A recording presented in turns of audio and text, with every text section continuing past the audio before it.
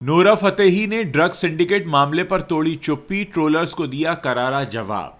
बोली, मेरे नाम पर कीचड़ उछालना बंद करो। एक्टर अजाज खान का बदल गया मिजाज। क्राइम ब्रांच में हाथ बांधे गिड़गिड़ाए, माफी भी मांगी। गुस्ताख इश्क के रिलीज के पहले फातिमा सना शेख का वायरल हुआ नया पोस्ट। बाहों में बाहें डाल विजय वर्मा के साथ दिए रोमांटिक पोज। डेटिंग ऐप पर एक्टिव हैं रणवीर शौरी। बोले, सिंगल पिता होने के नाते मेरी जरूरतें अलग हैं। बॉलीवुड को हॉलीवुड की नकल कहने पर सुभाष घई हुए नाराज। बोले, ये फाल्के साहब जैसे दिग्गजों का है अपमान। आपको बता दें, प्रेम चोपड़ा को अस्पताल से मिल गई है छुट्टी। 8 दिन से अस्पताल में करा रहे थे इलाज। शर्लिन चोपड़ा ने रिमूव करवाए सिलिकॉन ब्रेस्ट इम्प्लांट। कई महीनों से पीठ, छाती और गर्दन के दर्द से थी परेशान और अमेरिकन सिंगर को भारत में शो करना पड़ा भारी। लाइव शो में लोगों ने उतारी पैंट। नमस्कार दोस्तों, आप देखना शुरू कर चुके हैं बॉलीवुड टॉप 10 हेडलाइंस। तो चलिए अब इन्हीं खबरों को आपके सामने हम विस्तार से रखते हैं। बॉलीवुड एक्ट्रेस नोरा फतेही का नाम इस वक्त काफ़ी सुर्खियों में बना हुआ है। इंडस्ट्री के कई सेलिब्रिटीज़ के साथ नोरा का नाम भी अंडरवर्ल्ड डॉन दाऊद इब्राहिम से जुड़ी ड्रग पार्टीज की जांच में उछाला जा रहा है। अंडरवर्ल्ड डॉन के साथ नाम जुड़ते ही नोरा लगातार सोशल मीडिया पर ट्रोल हो रही हैं। ऐसे में अब नोरा ने खुद इन खबरों पर चुप्पी तोड़ी है और ट्रोलर्स को मुंह तोड़ जवाब दिया है। नोरा फतेही ने अपनी इंस्टाग्राम स्टोरी पर एक पोस्ट शेयर किया।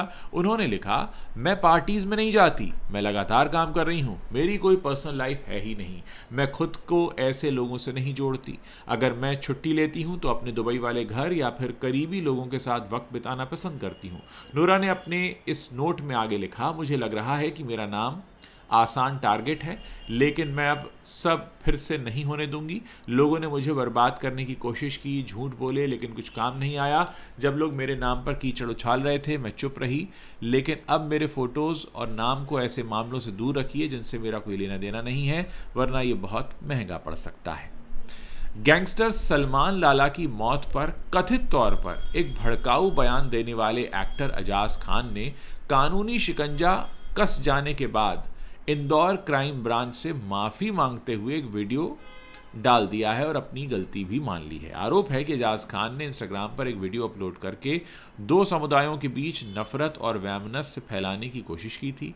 एजाज खान के इंस्टाग्राम पर 56 लाख से भी ज़्यादा फॉलोअर्स हैं। इस वीडियो के आधार पर क्राइम ब्रांच ने एजाज खान के खिलाफ एफआईआर दर्ज की थी। पुलिस एफआईआर को आधार मानकर उनकी इंस्टाग्राम आईडी बंद करवाने की भी तैयारी में थी। एफआईआर दर्ज होने के बाद एजाज खान शनिवार शाम को इंदौर क्राइम ब्रांच दफ्तर पहुंचे और पुलिस अधिकारी के सामने गलती की माफ़ी मांगी और भड़काऊ वीडियो को हटाने की बात भी कही।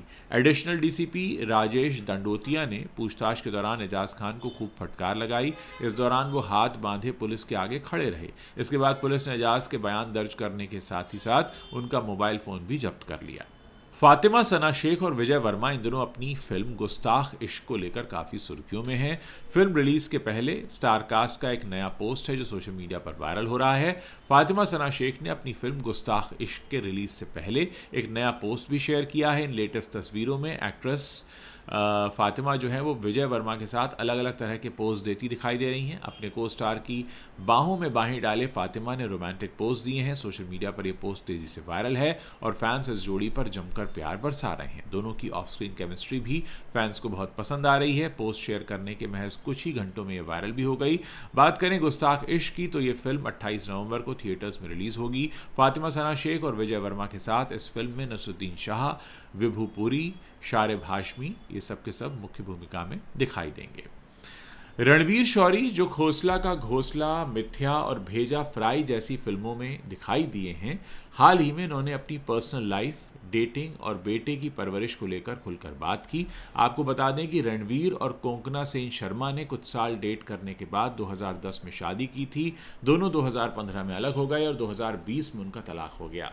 उनके एक बेटा है जिसका नाम हारून है। शौरी ने एक इंटरव्यू में अपने पुराने पार्टनर से कांटेक्ट में रहने के बारे में भी बात की। उन्होंने कहा, इतना ज़्यादा संपर्क में नहीं रहना चाहिए कि आपकी वजह से आपके पार्टनर को परेशानी हो।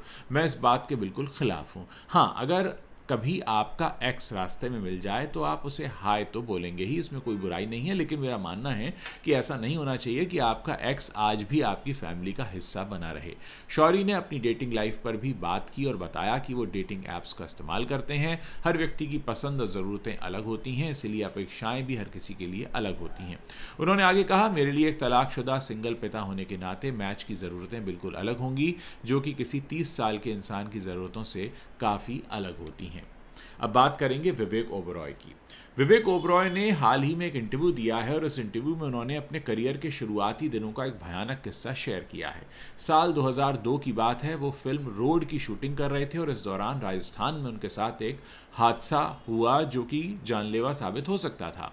रात के समय बीकानेर से जैसलमेर जाते समय विवेक ने ड्राइवर को बार बार गाड़ी धीरे चलाने के लिए कहा, क्योंकि सड़क पर विजिबिलिटी काफ़ी कम थी। आराम करने के लिए फिर वो फ्रंट सीट पर थोड़ा लेट गए, तभी अचानक एक हादसा हुआ। उन्होंने बताया कि एक ऊंट गाड़ी के अचानक सामने आ गया, जिसमें लोहे के रॉड्स भी थे ऊंट गाड़ी में, और रॉड्स ने कार का विंडशील्ड तोड़ दिया। उन्होंने कहा कि अगर मेरी सीट सीधी होती तो ये रॉड्स सीधे मेरे शरीर में जा सकते थे और मैं कार से बाहर निकल ही नहीं पाया, लेकिन किसी तरह बच गया। लगभग उन्होंने कहा कि मैं मर ही गया था। इस डरावने एक्सपीरियंस के बाद विवेक ने तय किया कि अब रात में वो कभी सफ़र नहीं करेंगे। फिल्म मेकर सुभाष घई ने बॉलीवुड की तुलना हॉलीवुड से करने के खिलाफ आवाज़ उठाई है। उन्होंने इस तरह के लेवल को दादा साहब फाल्के, गुरुदत्त, महबूब खान और शांताराम जैसे हिंदी सिनेमा के दिग्गजों का अपमान बताया है। इंस्टाग्राम पर अपनी पोस्ट में सुभाष घई ने इस बात पर जोर दिया कि भारतीय सिनेमा अपनी सभी भाषाओं में अपनी अनूठी कला, संस्कृति और कहानी कहने की परंपराओं के लिए सम्मान का हकदार है। सुभाष घई ने आगे कहा, यह निश्चित रूप से क्षेत्रीय फिल्म उद्योग की हर प्रतिभा का एक बड़ा अपमान है। बॉलीवुड का मतलब ही हॉलीवुड का नकलची होना होता है और ये जो है इस तरह से बॉलीवुड बुलाना फाल्के साहब, गुरुदत्त, महबूब खान, शांताराम और हिंदी सिनेमा के दिग्गजों की जो हमारी हिंदी सिनेमा संस्कृति है उसका अपमान है। वरिष्ठ अभिनेता प्रेम चोपड़ा को मुंबई के लीलावती अस्पताल से डिस्चार्ज कर दिया गया है। 90 साल के प्रेम चोपड़ा को 8 नवंबर के दिन सांस लेने में दिक्कत और सीने में जकड़न की शिकायत के बाद अस्पताल में भर्ती कराया गया था। डॉक्टर्स की निगरानी में इलाज होने के बाद उनका स्वास्थ्य बेहतर हुआ है और उन्हें शनिवार को छुट्टी दे दी गई है। डॉक्टर्स ने बताया कि प्रेम चोपड़ा को पहले से ही दिल से जुड़ी कुछ समस्याएं हैं, साथ ही उन्हें वायरल इन्फेक्शन हुआ था और उनके फेफड़ों में संक्रमण हो गया था। हालांकि उनकी हालत कभी भी गंभीर नहीं हुई, लेकिन उनकी उम्र को देखते हुए डॉक्टर्स शुरू से ही पूरा ध्यान रख रहे थे। अस्पताल में भर्ती होने की खबर फैलते ही सोशल मीडिया पर उनके फैंस और फिल्म इंडस्ट्री के लोगों ने उनके जल्द स्वस्थ होने की कामना करनी शुरू कर दी थी। अब उनके डिस्चार्ज होने के बाद सभी ने राहत की सांस ली है। प्रेम चोपड़ा हिंदी सिनेमा के सबसे यादगार विलेंस में से एक माने जाते हैं। शर्लिन चोपड़ा ने ब्रेस्ट इम्प्लांट्स हटाने के लिए सर्जरी कराई है। कई समय तक पीठ, छाती, गर्दन और कंधों में लगातार दर्द सहने के बाद उन्होंने ये कदम उठाया है। इंस्टाग्राम पर शर्लिन ने सिलिकॉन इम्प्लांट्स की तस्वीर शेयर की है जिनका वजन करीब 825 ग्राम था। उन्होंने लिखा, सिलिकॉन फ्री, अब काफ़ी हल्का महसूस कर रही हूँ। एक वीडियो में शर्लिन ने इम्प्लांट्स हाथ में लेकर लोगों को चेतावनी दी कि ये गलती कोई ना दोहराए। उन्होंने कहा कि ये अनावश्यक बोझ जीवन को दर्दनाक बना देता है। सर्जरी के लिए उन्होंने अपनी डॉक्टर्स की टीम को धन्यवाद दिया। शर्लिन ने खुलासा किया कि उन्हें महीनों से पीठ, छाती दर्द और कंधों में लगातार दर्द हो रहा था और कई डॉक्टर्स से सलाह लेने के बाद उन्हें पता चला कि उनके लक्षणों का कारण यही इम्प्लांट्स थे। छाती पर लगातार दबाव और मांसपेशियों में तनाव ने उनकी रोज़मर्रा की ज़िंदगी को मुश्किल बना दिया था। अमेरिकन सिंगर एकॉन अपने इंडिया टूर 2025 के तहत 16 नवंबर को मुंबई में अपना आखिरी परफॉर्मेंस दे चुके हैं। उनकी यात्रा 9 नवंबर को दिल्ली और फिर 14 नवंबर को बेंगलुरु में शुरू हुई। बेंगलुरु में शुक्रवार को उनके परफॉर्मेंस का एक वीडियो वायरल हुआ जिसमें फैंस उनके गाने के दौरान उनकी पैंट खींचते दिखाई दे रहे थे। इंस्टाग्राम पर एक यूज़र ने ये वीडियो पोस्ट किया जिसमें वो डेविड गोएटा के साथ सॉन्ग सेक्सी बिच गा रहे थे। परफॉर्मेंस के दौरान आगे बैठे फैंस उनकी पैंट उतारने की कोशिश कर रहे थे, लेकिन एकॉन ने अपना आपा नहीं खोया और अपना गाना गाते रहे।